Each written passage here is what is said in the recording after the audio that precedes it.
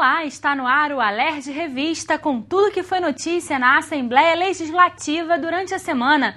O presidente da Alerj, deputado Jorge Pisciani, líderes dos partidos e o presidente do Tribunal de Justiça, desembargador Luiz Fernando de Carvalho, discutiram as alterações no texto do projeto de lei que define as regras do auxílio educação para magistrados e servidores do tribunal. Na reunião, ficou decidido que o valor do auxílio educação pago a magistrados e aos demais servidores será o mesmo. Inicialmente, serão aceitos como dependentes apenas filhos com até 24 anos de idade, mas os parlamentares estudam como vão incluir no texto outros tipos de dependentes, como enteados do servidor. Já filhos com necessidades especiais vão ter o auxílio educação vitalício. Casais servidores do Tribunal de Justiça devem escolher qual dos dois vai ter direito ao benefício. O dinheiro para custear os auxílios virá do Fundo Especial do Tribunal de Justiça. O que se está propondo no Poder Judiciário é a instituição de um auxílio educação para os filhos de magistrados e principalmente de servidores, para que seja possibilitada ou facilitada a sua educação, a sua condição de acesso a um ensino de qualidade.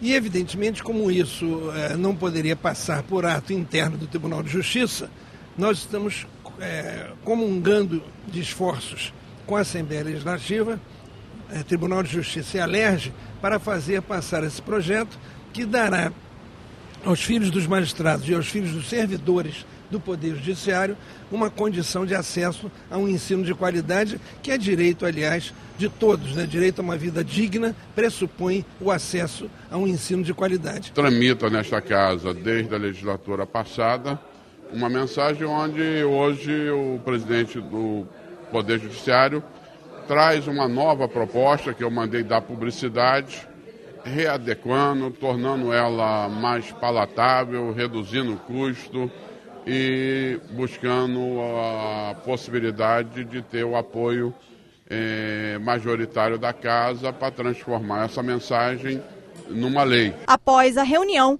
o deputado Jorge Pisciani falou sobre os valores poupados pela Alerj nos últimos 4 meses. Foram 63 milhões de economia em recursos de custeio e pessoal, além dos 172 milhões que já havia no fundo da Alerj. No total, o parlamento economizou 235 milhões de reais. Isso demonstra a austeridade do parlamento como um todo, né?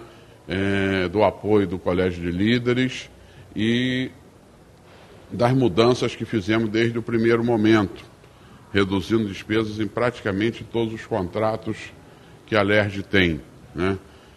Reduzindo a Bolsa Educação, reduzindo o número de selos por parlamentar, reduzindo em mais de 30% a nossa despesa com telefonia, reduzindo a nossa despesa com água, reduzindo a nossa despesa com energia, reduzindo os nossos contratos de manutenção, né, de fornecimentos.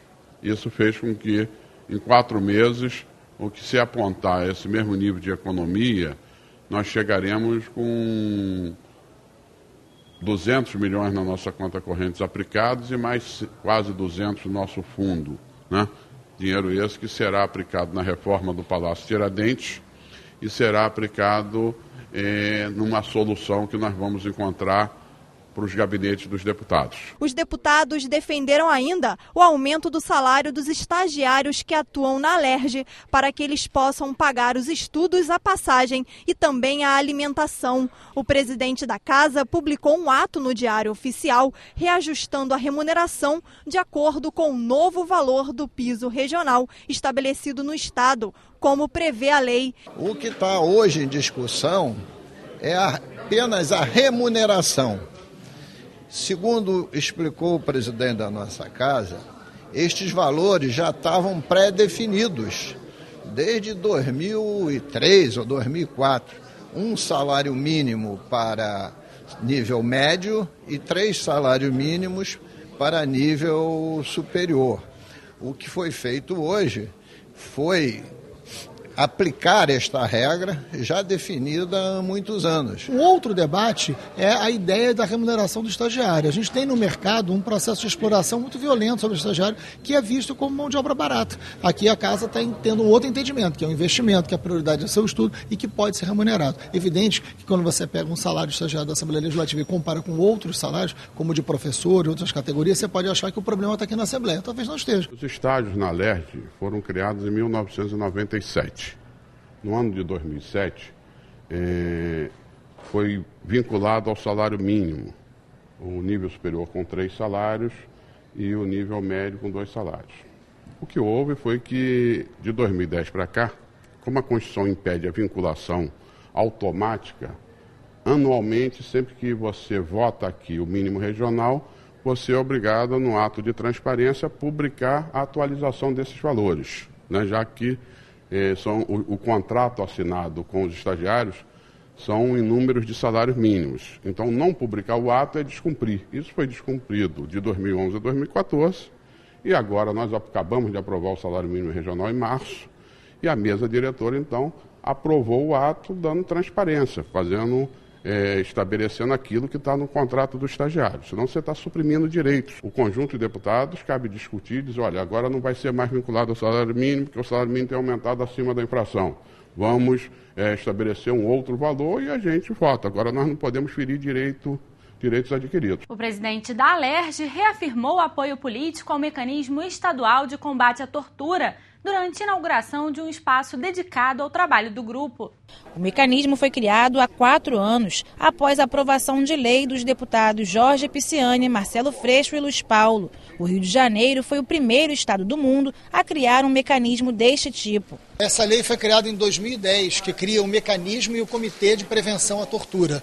É considerada pela ONU como a lei mais avançada do Brasil, uma das mais avançadas do mundo, porque são pessoas que trabalham especificamente na visita das unidades de encarceramento, combatendo e denunciando a tortura. Isso é muito raro e o mais importante, eles têm autonomia, eles são independentes, eles estão vinculados ao poder legislativo e não ao executivo. Então já tem relatório produzido, sem dúvida alguma, é um baque muito grande na prática da tortura, que é colonial no Brasil. Então, no momento que o Palácio Tiradentes faz aniversário de 89 anos, um palácio com tanta história, né, a gente inaugurar essa sala, inaugurar um espaço físico, onde esse mecanismo vai ter mais chance de trabalho, mais estrutura de trabalho, é um grande avanço para a democracia, porque não é possível a gente imaginar a democracia com a prática da tortura. Finalmente, hoje, eu tenho essa alegria de poder comunicar ao Subcomitê de Prevenção à Tortura das Nações Unidas que o mecanismo do Rio de Janeiro, reputado um dos melhores mecanismos do mundo em eficiência, tem a sua casa própria.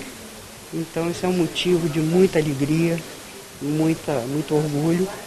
E só temos a agradecer. Os relatórios anuais produzidos pelo mecanismo abordam temas como a situação dos presos em delegacias e o aumento de jovens apreendidos em grandes eventos. Esse relatório que é lançado hoje é um relatório que dá conta das visitas que o mecanismo fez em 2014 e verifica-se aí um problema muito grave no Rio de Janeiro, onde nós temos um sistema penitenciário superlotado, com problemas gravíssimos de saúde, de acesso a atividades fundamentais para o interno, como trabalho, como educação.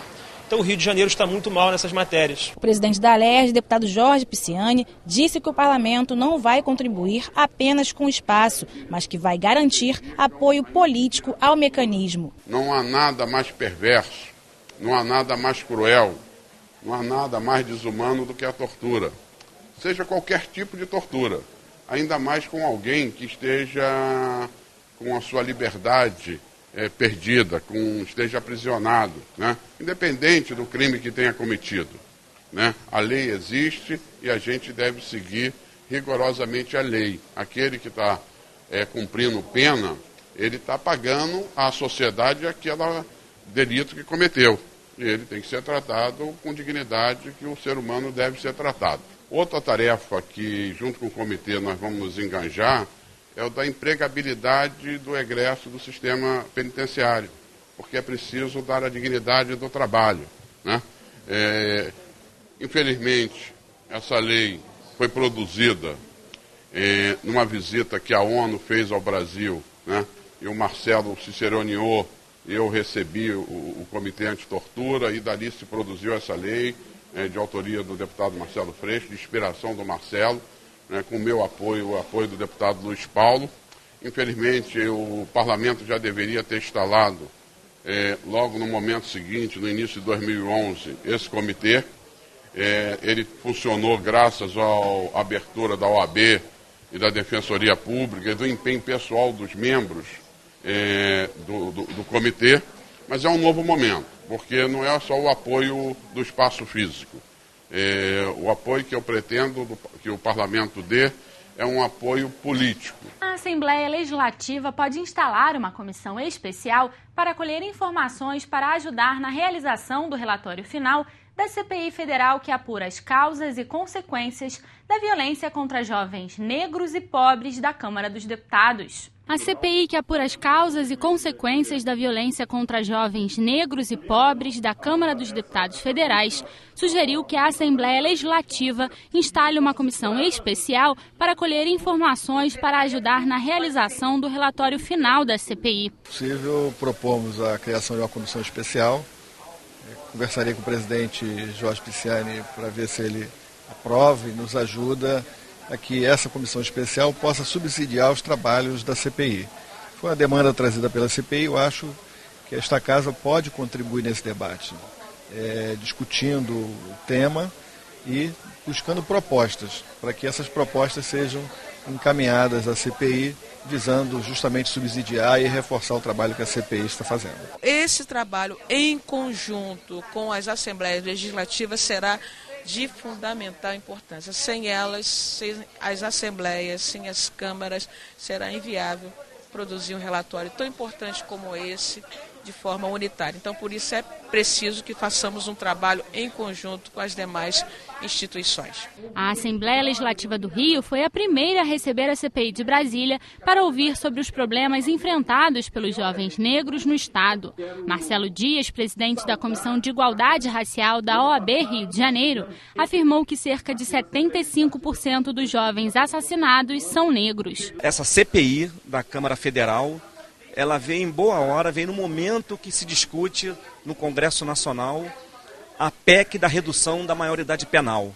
Então, essa CPI tem uma tarefa muito grande, uma tarefa extraordinária, que é mostrar para a sociedade brasileira essa violência contra a juventude negra e que a redução da maioridade penal não é o caminho para acabar com essa violência. Os parlamentares ouviram o depoimento de mães que perderam seus filhos em favelas do Rio. A CPI vai solicitar informações sobre os inquéritos que apuram a morte desses jovens. Quem já sofreu um problema de segurança tiver que enfrentar toda essa problemática, às vezes faltam forças e falta apoio do Estado.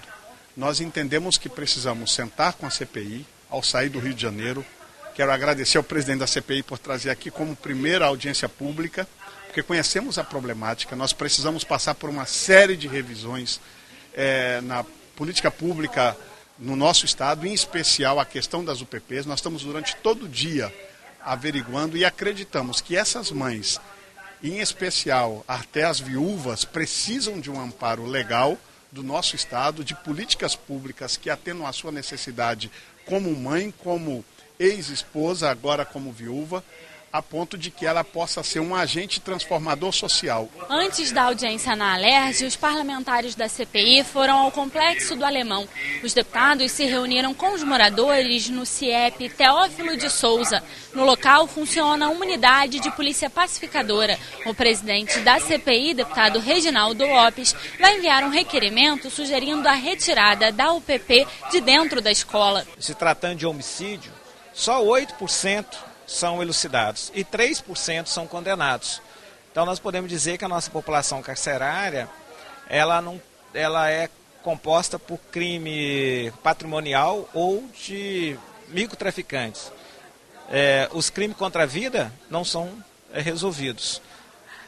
Isso é lamentável, porque desta forma nós podemos também dizer que a segurança pública é seletiva. Ela escolhe, porque ela faz uma abordagem pela cor da pele. E aí você tem 70 e poucos por cento dos 720 mil presos negros, jovens e pobres, e tem 80% dos jovens vítimas de homicídio negros e pobres. A Alerj recebeu as discussões sobre a reforma política promovidas por uma comissão especial da Câmara Federal. O objetivo do encontro foi promover um debate para aprimorar o texto que é analisado em Brasília. A Alerj foi palco de discussões sobre a reforma política nesta segunda-feira. O objetivo do encontro, que reuniu representantes de movimentos sociais e sindicais, foi promover um debate para aprimorar o texto que é analisado na Câmara dos Deputados em Brasília. Durante a audiência pública, temas polêmicos como a ampliação da participação popular na política e o financiamento de campanhas eleitorais ganharam destaque. Como é que se organiza a política brasileira passa pelo debate da reforma. Isso não pode ser feito nos muros do Congresso Nacional. Isso tem que atingir a sociedade, porque a gente precisa que a sociedade se interesse pelo debate político, porque é o instrumento da mudança que a gente tem concreto. Espero que isso consiga, de alguma maneira, interferir na mentalidade dos deputados federais, que possam ouvir mais e, sem dúvida alguma, propor uma reforma que amplie a democracia brasileira. Ao nosso ver, o que tem que se limitar fortemente é esse financiamento milionário de campanhas e essa presença totalmente sem controle das empresas financiando partidos e campanhas, porque dá em petrolão, dá em mensalão, dá em corrupção. Espero que o Congresso Nacional tenha firmeza e força para modificar esse sistema. A Comissão Especial da Reforma Política já visitou outras 7 capitais para ouvir a opinião da população, entre elas Porto Alegre, São Paulo, Recife e Salvador. O Rio foi a última parada dos deputados. É muito importante que esse debate da comissão especial que discute a reforma política venha para o Rio de Janeiro, né? Essa reforma política, na verdade, tem toda uma correlação de forças que envolve temas muito importantes. Muito bom a antiga Câmara dos Deputados, esse prédio histórico, acolher aberta ao povo o debate. Nós estamos aqui como membros da Comissão Especial da Reforma Política para ouvir, é uma audiência pública. Os deputados esperam que a proposta seja aprovada em Brasília a tempo de as novas regras já valerem para as eleições municipais do ano que vem. Nossa expectativa é que ela comece a votação no plenário, a matéria comece a ser votada no plenário no final do mês de maio e termine até o dia 15 de junho na Câmara de Deputados e indo ao Senado, que a gente espere que possa, no mês de agosto e setembro, tomar uma decisão e, se Deus quiser, aprovar um texto idêntico, porque em relação à emenda constitucional tem que ser o mesmo texto, para que vá à promulgação e já possa valer para a próxima eleição. Ele guarda importantes capítulos da história da democracia brasileira. Abrigou a Câmara dos Deputados quando o Rio era capital federal. Hoje é sede da Assembleia Legislativa do Rio. O Palácio Tiradentes completou 89 anos e quem ganhou o presente foi a população. Uma visita guiada por 10 pontos do Corredor Cultural do Centro do Rio, organizada pelo Departamento de Cultura da Alerj. Um grupo de aproximadamente 20 pessoas partiu das escadarias do Palácio Tiradentes em direção ao Corredor Cultural do Centro do Rio.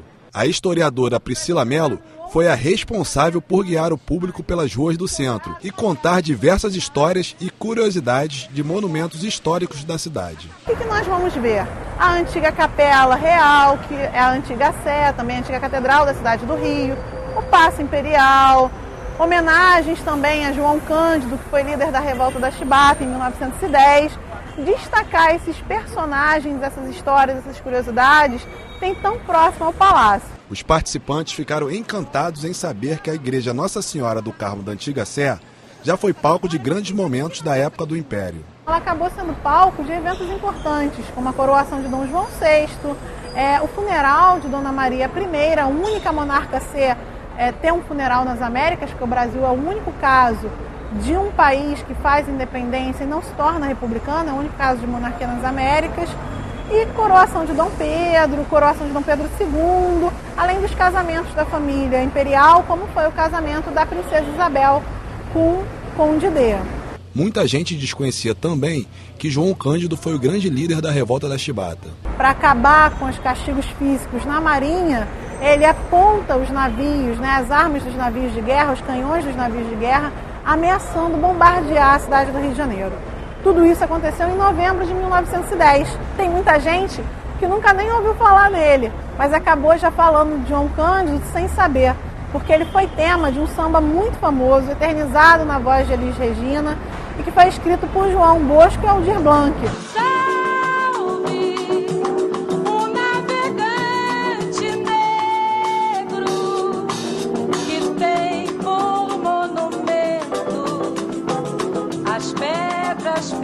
estradas do cais. Muitos visitantes resolveram participar do projeto por acreditar que a iniciativa não só ajuda a preservar a cultura da cidade e a história do país, mas também a criar uma conscientização na sociedade em relação à preservação da sua própria história. É uma iniciativa muito construtiva da Alerj para resgatar a história do Rio de Janeiro.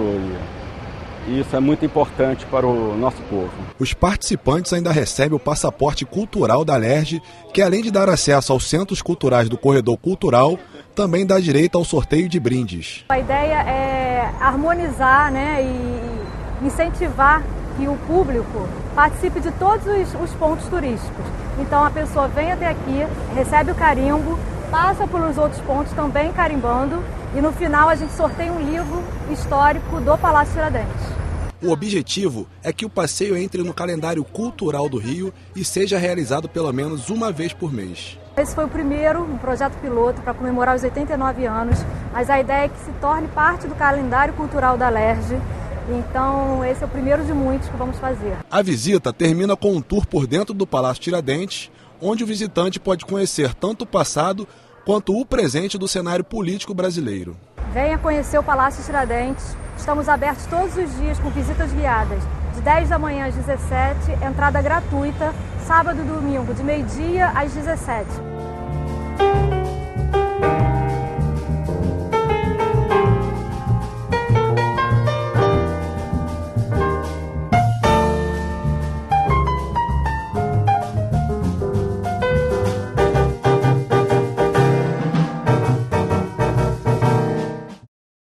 No próximo bloco, os assuntos discutidos pelas comissões parlamentares de inquérito. CPI sugere criação de coordenadoria de presídios femininos. Voltamos já!